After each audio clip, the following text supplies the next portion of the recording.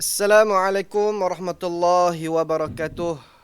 Para pendengar, muslimin muslimat yang dikasihi oleh Allah Subhanahu wa taala. Syukur kepada Allah Subhanahu wa taala pada hari ini kita masih lagi dapat bertemu dalam program Al-Quran Sahabatku, dan insya-Allah hari ini tuan-tuan sekalian kita akan sama-sama tahsin surah Al-Asr dan juga surah Al-Humazah, insya-Allah. Apa khabar semua hari ini, sihat? Moga-moga dalam keadaan walafiat, dalam keadaan baik semuanya, insya-Allah. Dan terlebih dahulu sama-sama kita share kita punya program hari ini supaya ramai lagi yang akan dapat manfaat bersama. Dan jangan lupa ya untuk terus like di page Masjid Al-Muktafi Billah Shah dan juga subscribe di channel YouTube kami TV MAMBS.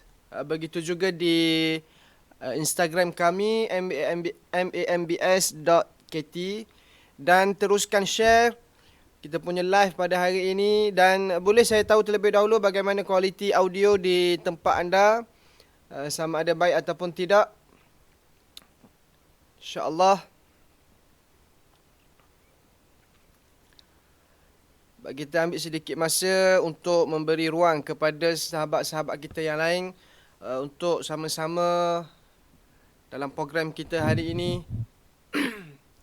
Hari ini alhamdulillah kita masih lagi diberikan peluang untuk berada di bulan Syawal, dan kita berada di hujung bulan Syawal sekarang ni. Moga-moga ibadat kita, puasa kita, amalan kita Allah Ta'ala terima, insya-Allah.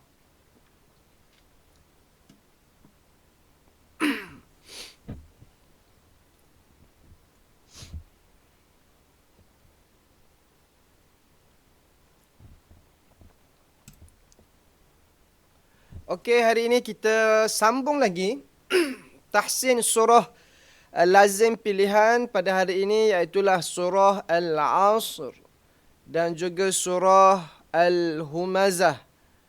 Okey, kita sama-sama membaca terlebih dahulu surah Al-Asr ini yang berkait dengan masa. Kalau semua dah bersedia, insya-Allah kita teruskan. Kita baca sama-sama, insya-Allah. Moga manfaat terlebih dahulu, moga pahala bacaan Al-Quran ini kita dapat, dan moga-moga dengan bacaan inilah yang akan melancarkan lagi lidah kita untuk terus membacanya, insya-Allah. Okey, kita terus. A'udzu billahi minasy syaithanir rajim. Bismillahirrahmanirrahim. Wal 'ashr innal insana lafi khusr illa alladhina amanu wa 'amilus salihati wa tawasaw bil haqqi wa tawasaw bis sabr. Sadaqallahul azim. Okey, baik. Kita teruskan pada ayat yang pertama. Sebelum itu kita baca basmalah terlebih dahulu. Saya baca, tuan-tuan ikut kemudian, insya-Allah. Bismillahirrahmanirrahim. Wal 'asr. Okey, dalam ayat yang pertama, wal 'asr, di sini adanya huruf sad yang sukun, dan sebelum itu terlebih dahulu dalam kalimah wal 'asr ini adanya alif lam yang di sini disebut sebagai lam ta'rif. Maka di sini tuan-tuan para pendengar, seperti biasa saya sentiasa ingatkan, lam yang sukun hendaklah dibaca dengan izhar, hendaklah dibaca dengan jelas. Jangan dijadikan sukun ini kepada lam yang berharakat, iaitu lam ilam yang berbaris. Jangan jadikan lam yang berbaris sukun ini kepada baris di atas, ataupun jadikannya seperti sifat qalqalah. Ramai yang baca wala as ataupun dia jadikan fathah wala as. Maka di sini tuan-tuan para pendengar, lam yang sukun hendaklah dibaca dengan jelas, matikan huruf lam ini betul-betul, pegang terlebih dahulu, barulah kita sebut huruf ain yang berbaris di atas ini. Okey, maka bacaannya ialah wal'a. Jangan dibaca wala'a ataupun wala'a. Itu salah ya tuan-tuan sekalian. Okey, maka hendaklah dipegang betul-betul lam yang sukun. Baik, kemudian selepas huruf ain yang berbaris di atas seperti mana yang saya terang sebelum-sebelum ini, ain hurufnya yang berada di pertengahan halqum, tolong jangan salahkan lagi, jangan kelirukan lagi tempat keluarnya, bukannya di hidung mahupun di pangkal halqum. Kerana kalau di hidung bukan huruf ain yang sempurna, kalau di pangkal halqum dia akan bertukar menjadi huruf hamzah. Di sini huruf ain merupakan huruf di pertengahan halqum. Jangan jadi sengau. Kalau keluar kat hidung jadi sengau. Itu di hidung. Okey. Kemudian huruf sad yang sukun. Sad yang sukun dan adanya huruf ra yang berbaris di bawah. Di sini tuan-tuan sekalian para pendengar, kita nak waqaf di sini. Okey, bila nak waqaf maka huruf ra ini asalnya berbaris di bawah. Tetapi kerana kita waqaf, maka ra ini dijadikan ra yang bertanda sukun. Kita kena gantikan kepada tanda sukun kerana kita nak waqaf. Maka di sini kalau asalnya ra yang berbaris di bawah, kita tukar kepada tanda sukun, tanda mati. Dalam isu ini, dia jadi iltiqa' as-sakinain. Pertemuan dua huruf yang sukun. Dua huruf yang sukun, huruf yang mana? Satu huruf sad, dua huruf ra yang sukun kerana kita waqaf. Maka di sini para pendengar, huruf ra di sini hendaklah kita nyatakan juga bunyi sukunnya itu. Jadi janganlah kita terus membaca huruf sa yang sukun ini, sebab ramai juga yang baca dengan sa yang sukun tanpa memberikan hak bagi huruf ra. Sedangkan ra ini dia pun sukun kerana kita waqaf. Okey? Ramai yang baca wal-'as. Sedangkan selepas huruf sad adanya huruf ra. Okey? Maka dibaca dengan wal-'asr. Kemudian huruf ra ini kita sukunkan dan lidah kita tu mestilah kita berikan ke tempat keluar huruf ra kerana adanya huruf ra di penghujung kalimah ini. Boleh? Okey, jadi bunyinya wal-'asr. Wal-'asr. Sama juga seperti mana kita dah bincang, dah bahas pada surah Al-Qadr. Inna anzalnahu fi lailatul qadr. Adanya huruf ra di penghujung ayat itu. Begitu juga pada ayat yang pertama ini, adanya huruf ra. Maka bunyikan huruf ra itu ya tuan-tuan sekalian. Baik, kita terus pada ayat yang kedua. Saya baca terlebih dahulu, tuan-tuan ikut. Innal insana lafi khusr.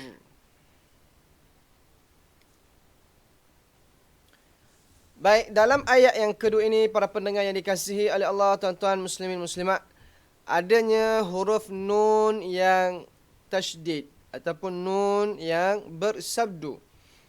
Nun yang bersabdu di sini maka hendaklah dibaca dengan dengung kadar 2 harakat. Dan perhatikan di sini adanya huruf hamzah yang berbaris di bawah. Jangan kita baca leweh. Orang Terengganu panggil bacaan yang leweh. Dibaca dengan A. Jangan dibaca dengan A.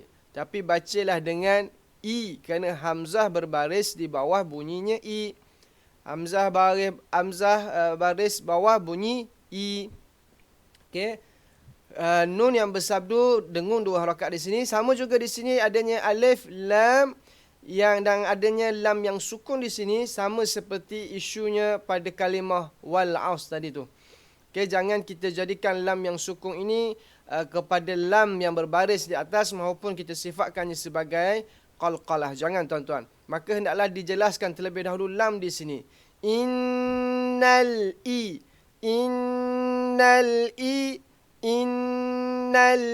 Jangan dibaca innalai, la, nalai, innala. Bunyi le itu. Itu seperti qalqalah. Ataupun dijadikan lam itu berbaris di atas. Innalain. Salah itu tuan-tuan. Okey.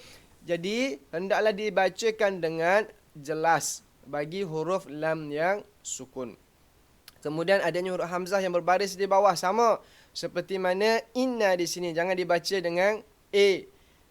Ada yang membaca dengan dua-dua, dibaca dengan A. Innal insa. Tak tepat, tak sempurna. Kerana hamzah berbaris di bawah bunyinya I. Okey? Okay, kita teruskan.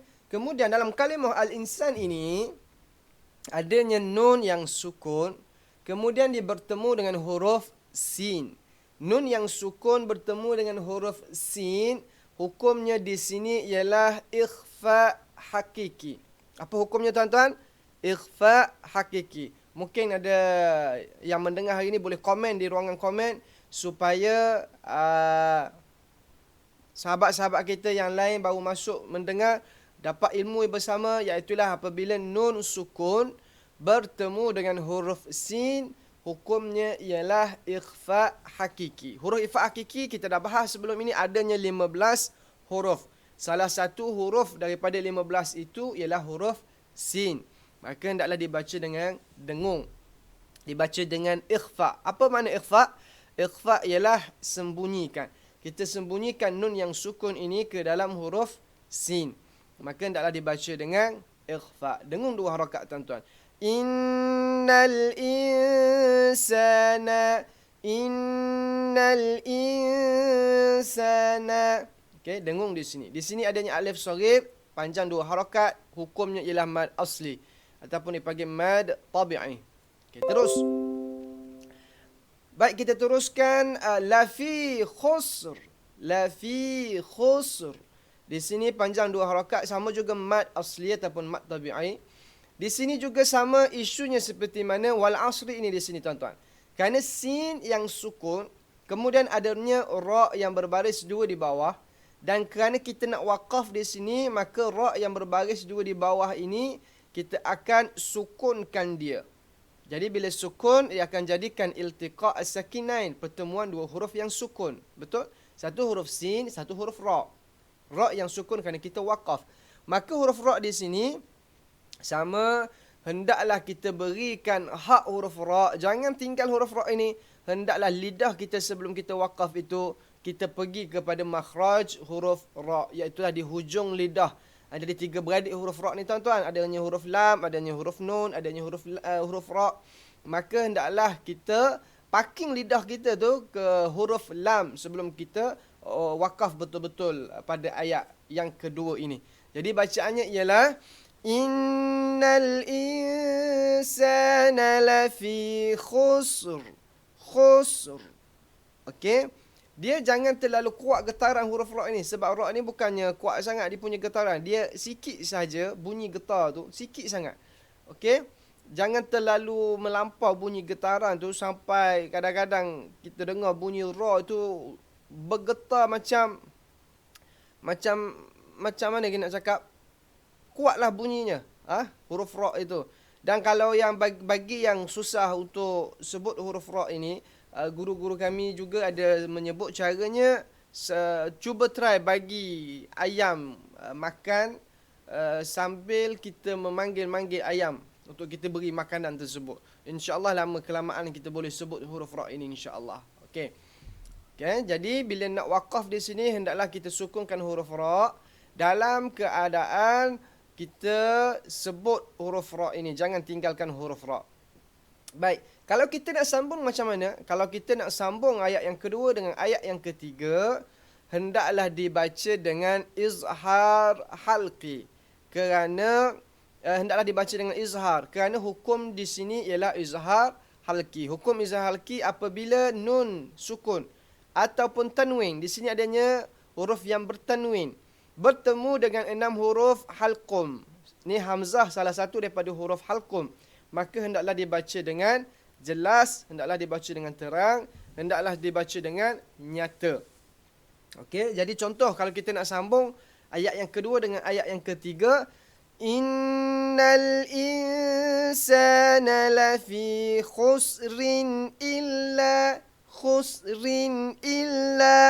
Itu caranya. Okey, kita terus pada ayat yang ketiga insya-Allah. Saya baca terlebih dahulu, tuan-tuan ikut. Mudah-mudahan kita boleh nampak yang mana panjang pendek dengung dan sebagainya insya-Allah. Okey, kita terus. Illallazina amanu wa 'amilus solihati wa tawasaw bil haqqi wa tawasaw bis sabr.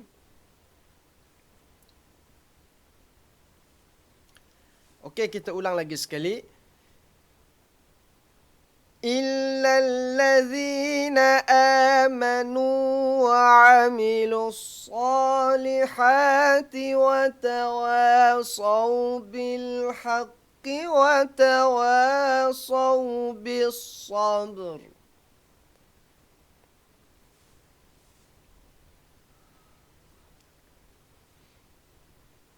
Bagus. Okey, terus. Ayat yang ketiga, apa yang saya nak tekan terlebih dahulu pada kalimah allazina. Di sini adanya huruf zal, jangan bertukar dengan huruf zai. Jangan dibaca dengan illallazina, lazina zai. Di sini hurufnya zal. Bunyinya ialah illallazina. Huruf zal berada di hujung lidah. Zi, za, zi, za, zi, zu. Okey. Illallazina. Jangan tertukar lagi. Kemudian dalam ayat yang ketiga ini juga, apa yang nak saya tekankan di sini ialah pada kalimah bil haqqi. Bil haqqi. Iaitulah adanya alif lam di sini sama seperti mana perbahasan kita sebelum ini. Dan begitu juga pada huruf qaf yang bersabdu, hendaklah jelas betul-betul qaf yang bersabdu ini.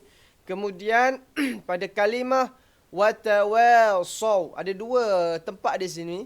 Satu watawasaw bil haqqi, satu watawasaw bis sabr. Pada kalimah watawasaw, baik. Ramai dalam kalangan kita juga apabila huruf-huruf sad ataupun huruf-huruf lain seperti huruf kha ataupun huruf qaf. Okey, huruf-huruf isti'la katakan, selepasnya adanya huruf waw yang sukun. Ramai dia akan jadikan huruf sad ini dia baca seperti nipis, saw. Watawasaw. Dan dia menukarkan sad ini kepada huruf sin, jadi saw.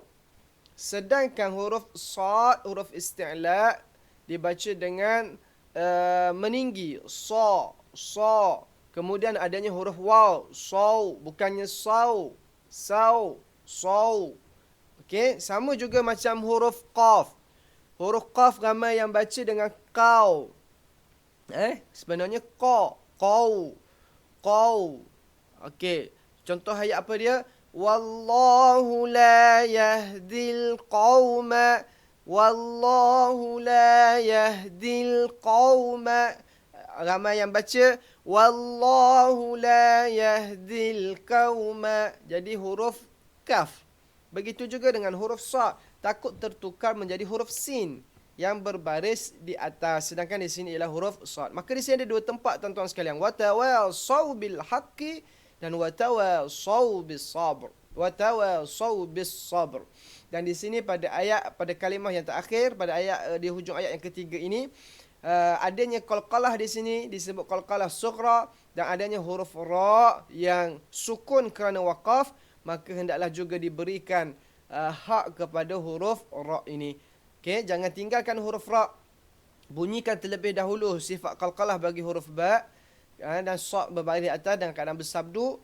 Dan ra ini kita sukunkan kerana kita waqaf. Jadi bunyinya tuan-tuan ialah watawasaw bil haqqi watawasaw bis sabr.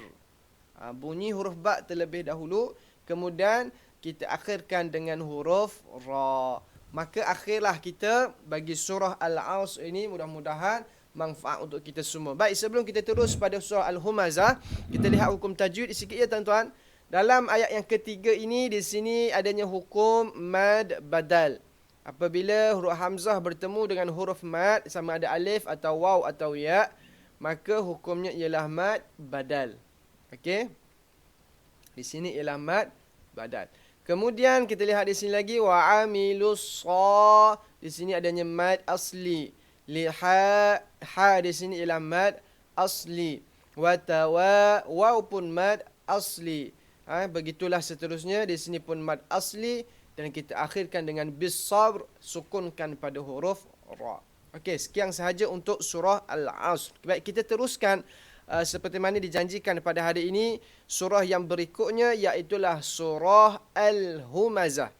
Okey, surah Al-Humazah. Sekejap.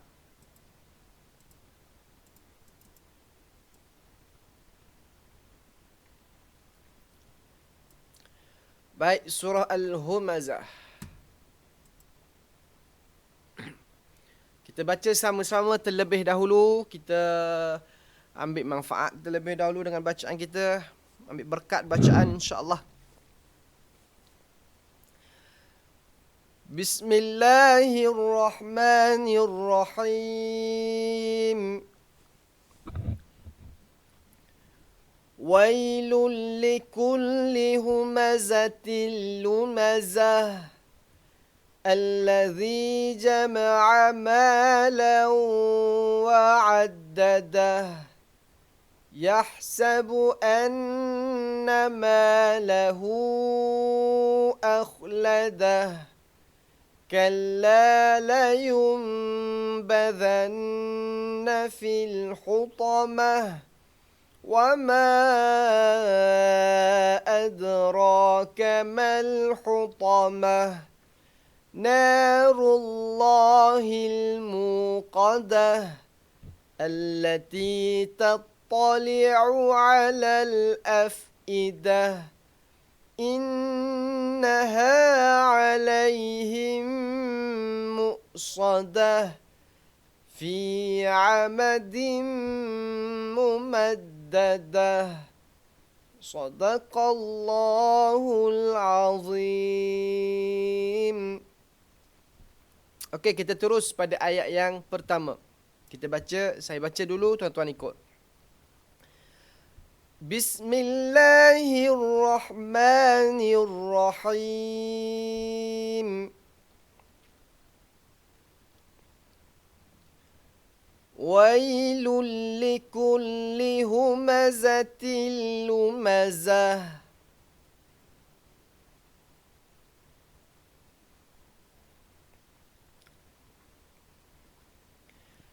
Alhamdulillah. Okey, ayat yang pertama, terlebih dahulu kita lihat pada kalimah wailun.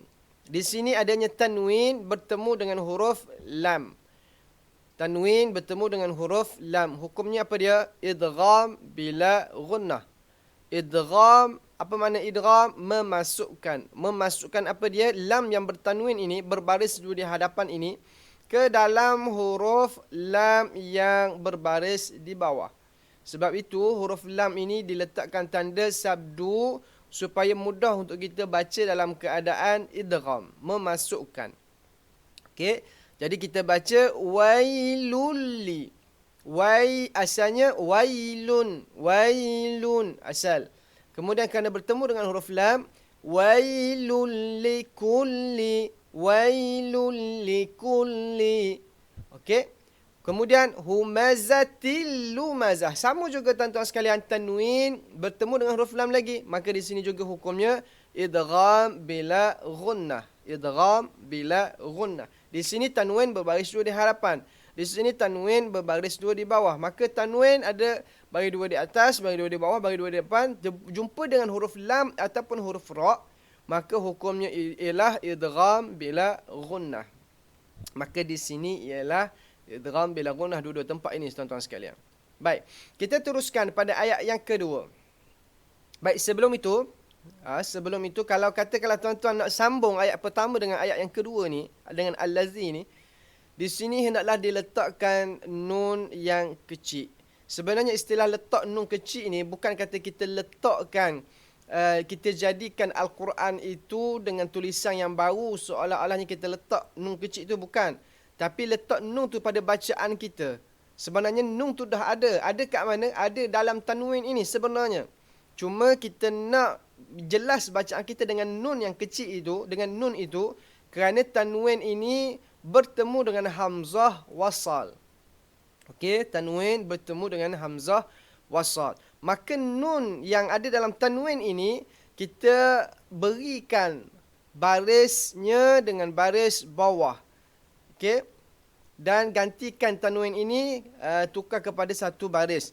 Jadi kalau kita nak sambung tuan-tuan sekalian, bacaannya ialah wailul likulli humazatil lumazatinil ladzi. Boleh?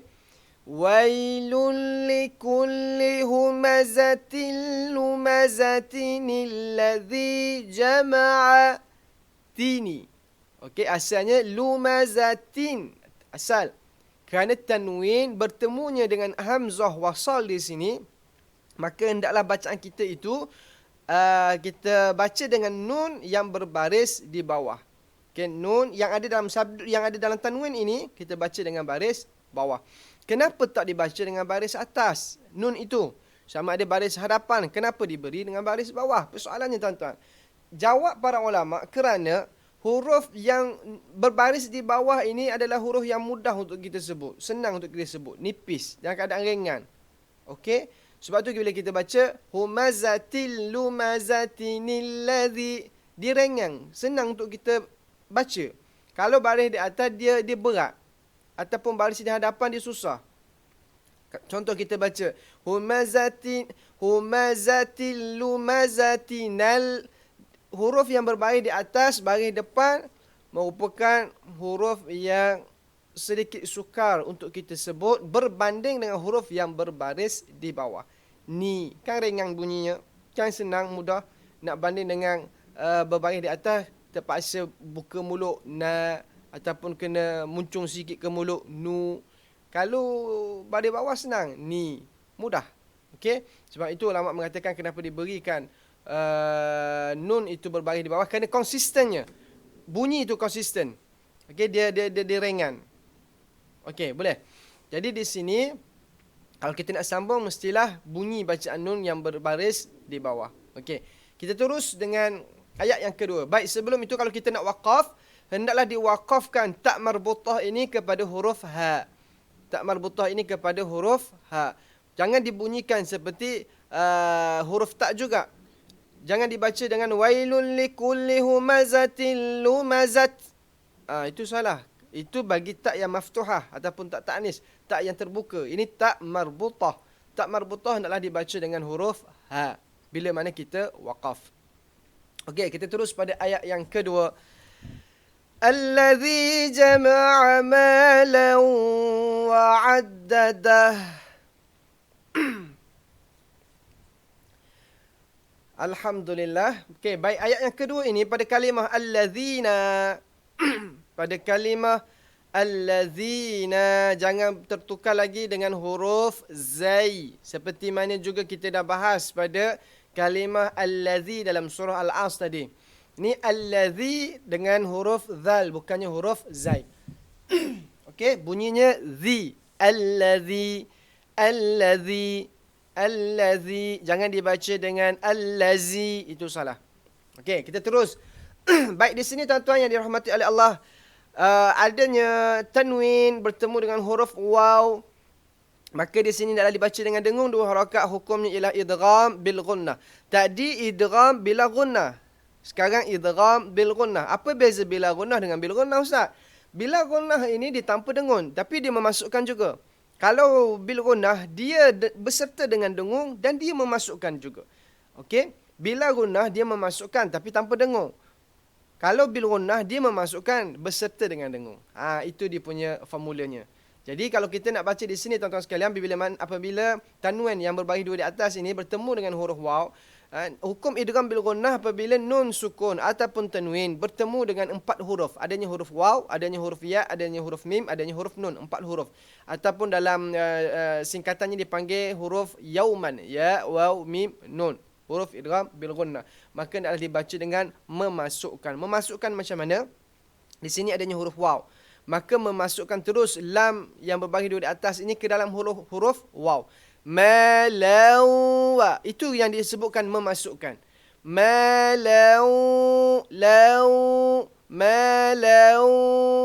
Itu memasukkan. Kalau kita nak sembunyi susah. Malawa. Itu sembunyi. Itu tak jadi. Itu salah. Okey. Kalau kita baca biasa tu. Salah itu tuan-tuan. Maka di sini ialah idgham. Memasukkan. Maka masukkanlah terus ke dalam huruf waw. Malawa. Malawa. Boleh? Okey. Kita terus. Alladhi jama'a malan wa'addadah. Okey. Selesai kita pada ayat yang kedua. Terus pada ayat yang ketiga, saya baca terlebih dahulu, tuan-tuan ikut. Yahsabu anna malahu akhladah. Baik, lagi sekali. Yahsabu anna malahu akhladah. Baik, dalam kalimah yahsabu adanya huruf ha yang sukun, jangan bertukar dengan huruf ha yang simpul. Ini ha yang pedas, jangan bertukar dengan dengan huruf ha yang simpul. Ha simpul tu. Ni huruf ha dia pertengahan halkum. Ha simpul di pangkal halkum. Jangan dibaca yahsabu. No, bukan yahsabu. Yahsabu. Ha ni ha hi hu. Ha hi hu bah. Huhan hanihah na minal muhni manihan haniha. Itu ha yang pedas yang berada di pertengahan halqum. Kalau hak simpul macam mana? Ha hi hu bah hu han hanihah na minal muhni manihan haniha. Okey. Jadi jangan tukar lagi dengan huruf ha yang simpul tersebut.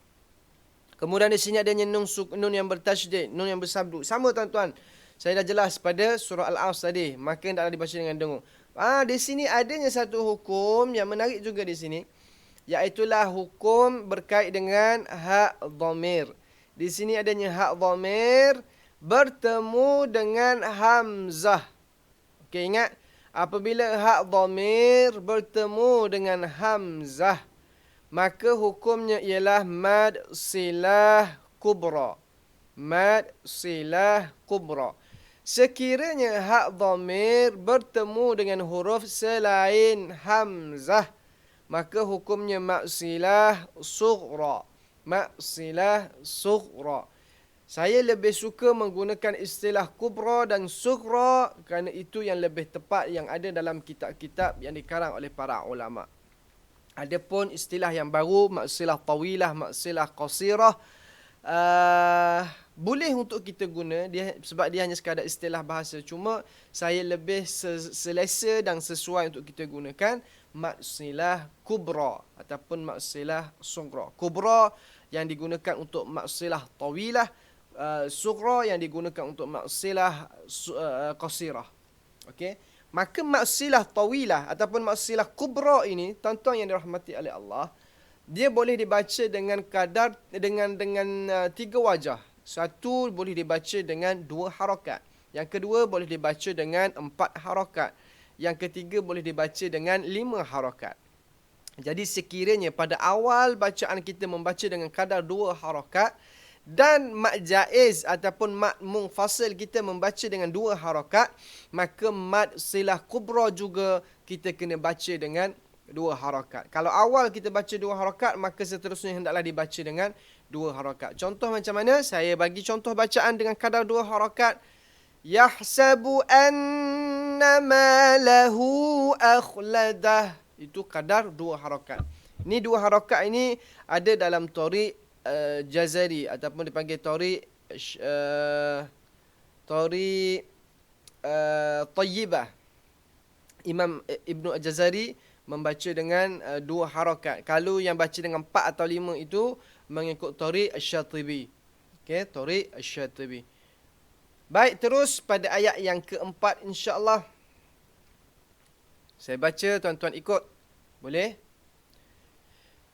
Kalla la yunbadhanna fil hutamah. Okey, di sini adanya satu hukum. Di sini adanya satu hukum apabila nun yang bersukun, nun yang bertanda sukun ataupun nun yang mati bertemu dengan huruf ba. Nampak di sini? Nun sukun bertemu dengan huruf ba. Maka hukumnya ialah iqlab. Hukumnya ialah iqlab. Apa maksud iqlab? Menukarkan huruf menukarkan nun yang sukun ini kepada mim yang kecil.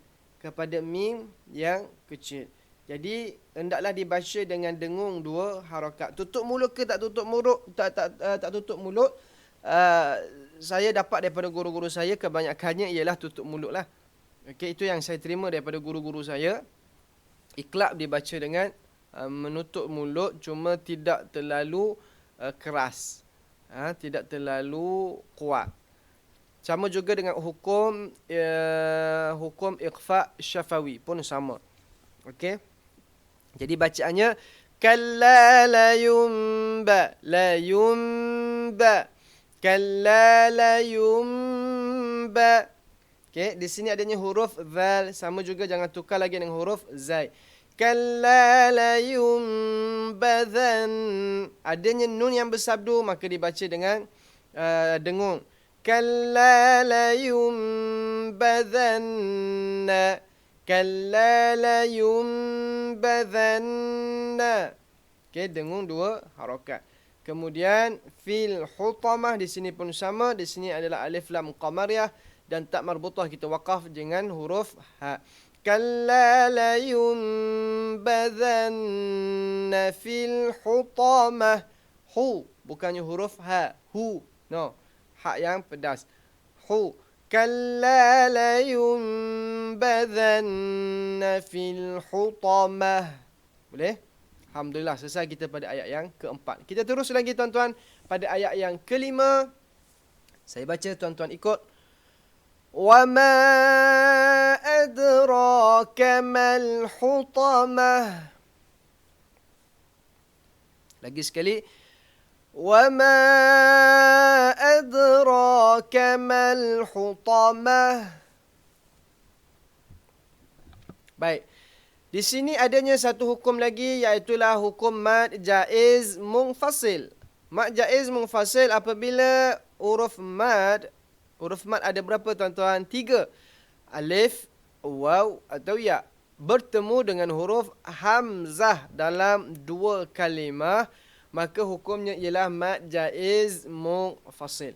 Huruf mad, alif atau waw atau ya bertemu dengan hamzah dalam 2 kalimah, maka hukumnya ialah mad jaiz munfasil. Baik, tuan-tuan yang dirahmati oleh Allah, mad jaiz munfasil dia boleh dibaca dengan 3 wajah.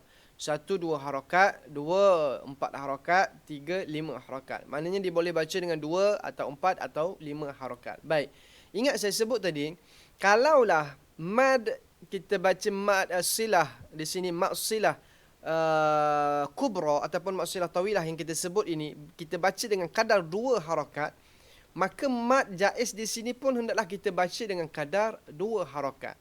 Okey, kalau kita di sini baca 4, maka di sini pun baca 4. Kalau sini kita baca dengan 5, di sini pun kita baca dengan 5. Okey. Contoh saya baca dengan kadar 2 harakat. Wa ma adraka mal hutamah. Itu saya baca dengan 2 harakat.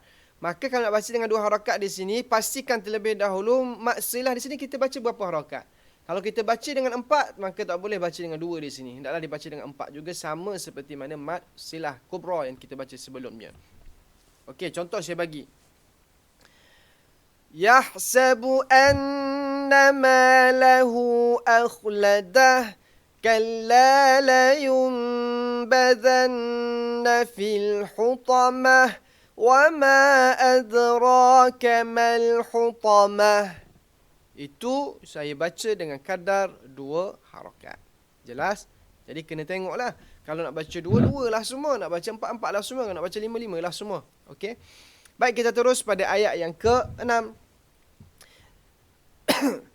Narullahil muqadah.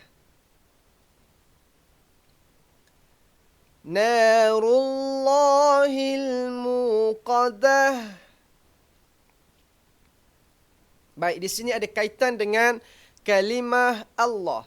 Kalimah Allah, lafzul jalalah, sama ada dia baca tebal ataupun nipis. Baik, kita nak tahu tebal atau nipis, tuan-tuan para pendengar.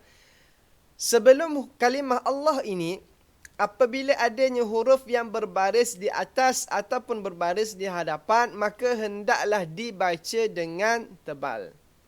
Ni di sini huruf ra berbaris di hadapan. Maka Allah ini dibaca dengan tebal. Tak ada orang baca dengan narullahi. Itu nipis. Narullahi itu salah, tuan. Kena dibaca dengan tebal. Narullahi. Narullahi. Dibaca dengan tebal. Sekiranya sebelum kalimah Allah lafzul jalalah ini, huruf yang berbaris di bawah, hendaklah dibaca dengan nipis. Contoh, kita baca bismillah. Kan, bismillah. Kenapa kita baca bismillah, tak dibaca dengan bismillah? Kerana sebelum kalimah Allah lafzul jalalah ini, adanya huruf mim yang berbaris di bawah. Sebab tu kita baca dengan nipis. Bunyinya millahi. Tak dibaca dengan millahi. Kaedahnya macam tu. Jadi ingat saya sebut, bagi kalimah Allah lafzul jalalah, apabila sebelumnya huruf yang berbaris di atas maupun berbaris di hadapan, maka nak dibaca dengan tebal. Sekiranya sebelum lafzul jalalah itu huruf yang berbaris di bawah, maka nak dibaca dengan nipis. Jelas? Okey, terus pada ayat yang ke-7. Ayat yang ke-7. Allati tattali'u 'alal afidah. Okey, menariknya di sini, tuan-tuan. Maaf. Menariknya di sini pada kalimah tattali'u. Tattali'u. Baik, perhatikan betul-betul pada kalimah tattali'u ini adanya huruf ta yang berbaris di atas, adanya huruf ta yang bersabdu berbaris di atas. Okey. Jangan jadikan huruf ta ini sama seperti mana huruf ta. Jangan jadikan kedua-duanya huruf ta. Kerana ramai yang baca dengan huruf ta, tuan-tuan. Dia baca dengan tattali'u. Tattali'u. Okey. Jadi di sini bukannya tattali'u. Satu huruf ta, satu huruf ta. Ta, ta, ta. Kalau baca dengan tattali'u, sama ada dijadikan dua-duanya huruf ta ataupun satu huruf ta, satu lagi huruf ta yang gemuk. Bukan ta yang gemuk. Ini huruf ta. Kalau ta yang gemuk, tattali'u, tattali'u, itu ta yang gemuk bunyinya. Kalau ta, ta, ta, ta. Allati tatta, itu huruf ta. Okey, maka hati-hati di sini. Jangan jadikan dua-duanya huruf ta. Begitu juga dengan di sini huruf ain. Satu huruf ain di sini, kemudian lepasnya juga ada huruf ain. Allati tattali'u'a. Tattali'u'a. Tattali'u'a. Okey, bagikan hak huruf ain yang berbaris dhammah ini dulu, baris di hadapan dulu, barulah kita masuk huruf ain yang berbaris fathah, berbaris di atas ini.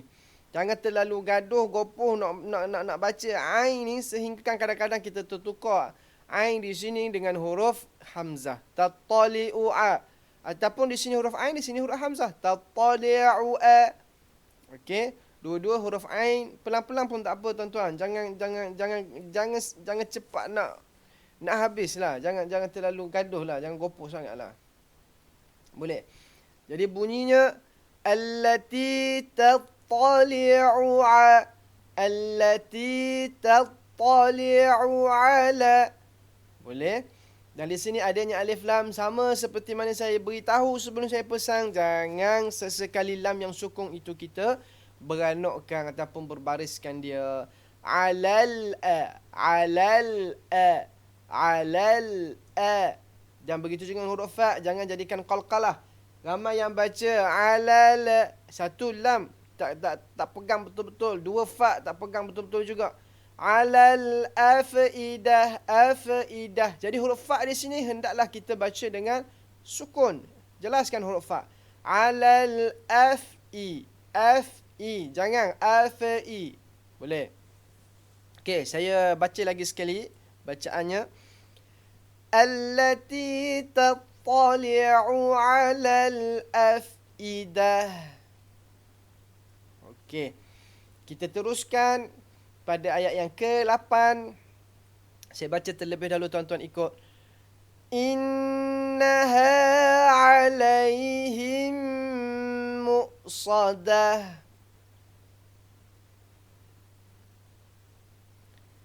Okay, di sini seperti mana saya sebut, nun yang bersabdu hendaklah dibaca dengan dengun. Settle. Kemudian di sini adanya kalimah alaihim dan di sini adanya mim yang sukun. Bertemu dengan mim juga dan mim yang berbaris. Satu mim sukun, mim mati, kemudian bertemu dengan mim yang berbaris. Di sini hukumnya ialah idgham syafawi. Apa dia hukumnya? Idgham syafawi atau juga dipanggil idgham mithlain. Sabab sama, sifat sama, jenis. Okey. Mim yang sukun bertemu dengan huruf mim, hukumnya idgham syafawi. Idgham syafawi. Maka idgham syafawi inilah kita baca dengan dengung dua harakat. Innaha 'alaihim mu'sadah. Jangan dibaca innaha 'alaihim mu'sadah. 'Alaihim mu'sadah. Okey, di sini hendaklah dibaca dengan dengung dua harakat. Baik. Saya juga nak tekankan juga di sini huruf ha yang berbaris di bawah. Jangan sekali-kali dibaca dengan he.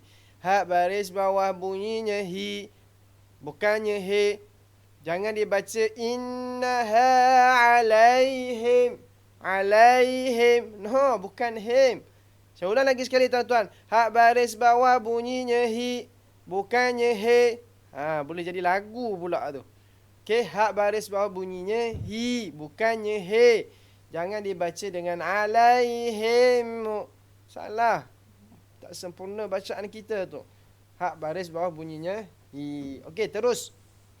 Pada ayat yang terakhir pada hari ini insya-Allah surah Al-Humazah. Saya baca terlebih dahulu, tuan-tuan ikut. Fi 'amadin mumaddadah. Lagi sekali. Fi 'amadin mumaddadah. Di sini apabila tanwin ataupun nun sukun bertemu dengan huruf mim, maka di sini hukumnya ialah idgham bil ghunnah. Tadi idgham syafawi, ini idgham bil ghunnah, memasukkan dengan dengung.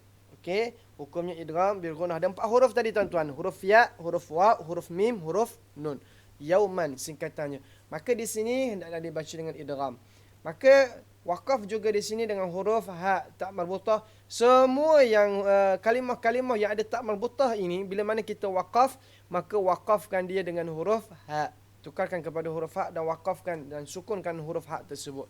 Okey, contoh narullahil muqadah dengan huruf ha. Alal afidah dengan huruf ha.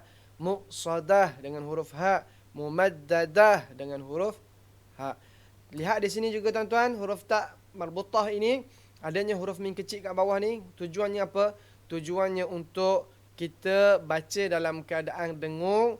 Tujuannya untuk kita menukarkan tanwin ini kepada huruf mim yang kecil, kerana asalnya di sini adalah tanwin baris dua di bawah. Disebabkan bertemu dengan huruf ba, maka hukumnya menjadi hukum iqlab. Mana huruf ba itu, tuan-tuan sekalian? Ada di sini pada bismillahirrahmanirrahim. Sebab itu diletakkan mim yang kecil. Itu tujuannya. Ulama sebenarnya dia menulis Quran ni, hebatnya Allah Taala bagi ilmu kepada mereka ini. Sehingga kan nak mudah bagi kita semua baca Al-Quran dengan sempurna, tulisan pun mereka jaga supaya kita dapat baca Al-Quran dengan betul. Resam mereka ini pun mereka jaga, tuan-tuan. Tapi kita hari ini Allah Ta'ala beri kepada kita kesempurnaan mushaf. Itu pun ramai dalam kalangan kita masih lagi malas untuk membaca Al-Quran. Baik, tuan-tuan sekalian, saya bagi untuk yang terakhir ni saya bagi contoh bila mana kita nak sambung dengan bismillah disebabkan adanya huruf mim yang kecil ini. Okey, saya bagi contoh.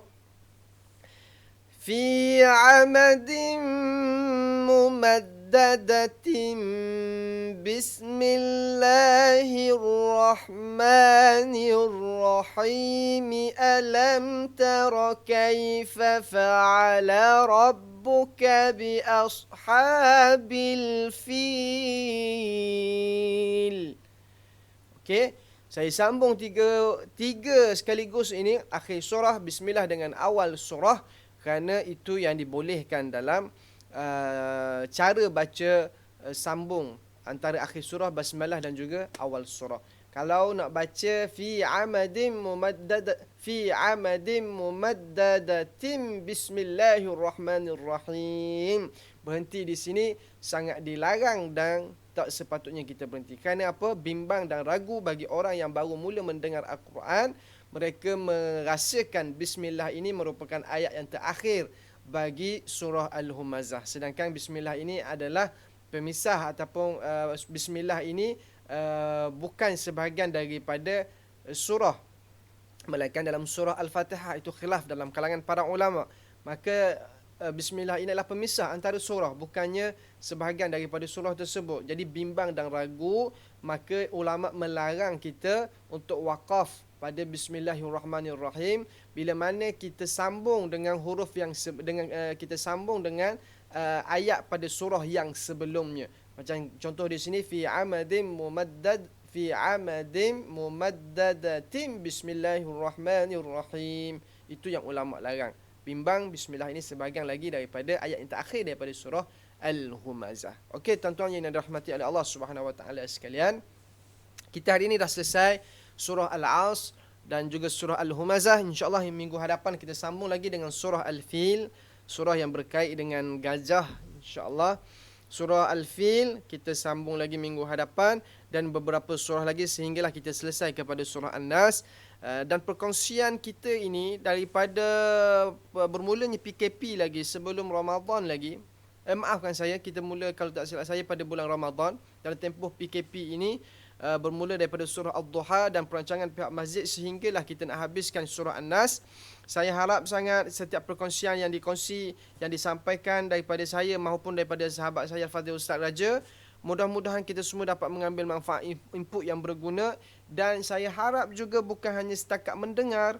Apa yang kita berkongsi ini, tuan-tuan, adalah berkait dengan teori sahaja. Dan saya harap juga tetap tuan-tuan para pendengar mencari guru bertalaki.